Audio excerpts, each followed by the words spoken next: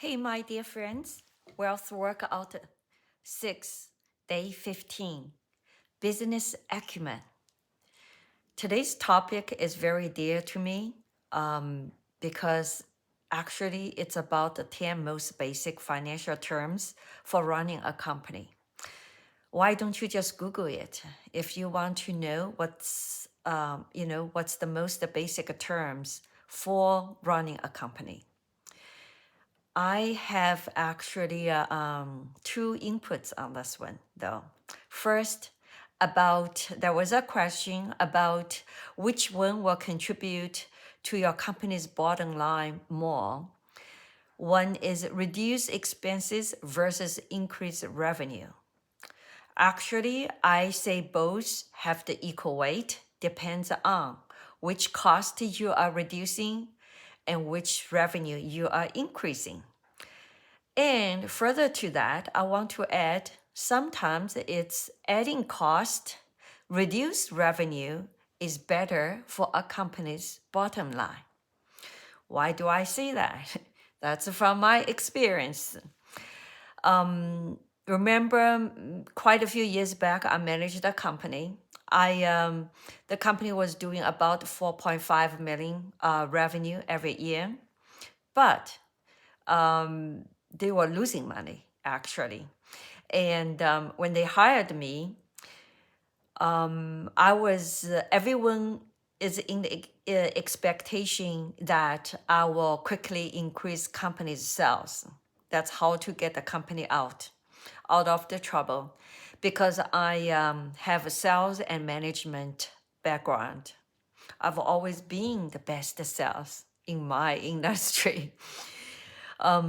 So when I took over the company, however, I quickly found out that the company is not in the efficiency as I wanted to see. So what I first did actually was reducing the sales revenue. Why? Because some of the sales revenue is at the diminishing return leg. It's not very beneficial. So I rather cut those, and so I can see a very healthy, more efficient organization. And it was a hard time for me to explain to all the board member and my management team. But I was able to force it through because I know that's definitely the right thing to do, although it's counterintuitive. So that brings to my next input. That is, what's a CEO's job? So I've seen many CEOs. They all have a different philosophy. Actually, many of those CEOs have no fundamental understanding of a business. They are like a puppy shoe put on by Wall Street because they look better. They had all the resume, not necessary in really managing the company. They just follow the steps that was expected by Wall Street, but it's not necessary increasing the bottom line for the shareholder. I would say a CEO's job is helping a company become more efficient.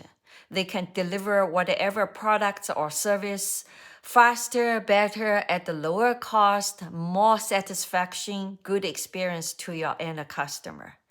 That's the only true way to be the best CEO, because only by doing that, the whole efficiency of the company will be raised and the share price will automatically go up.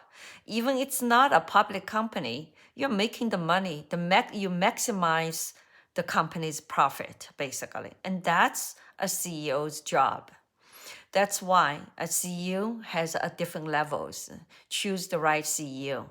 And I've seen some CEO just running the company by numbers.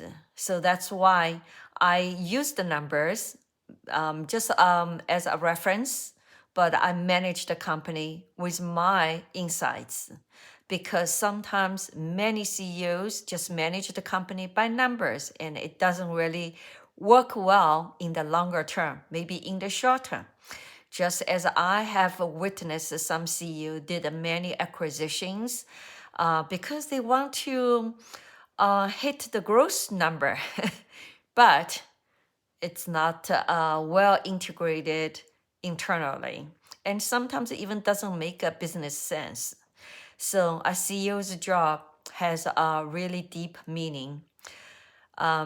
So master all the basic terms, but to master how to manage a company at a higher level, more efficient level, it requires more perception, more management skill, more experience.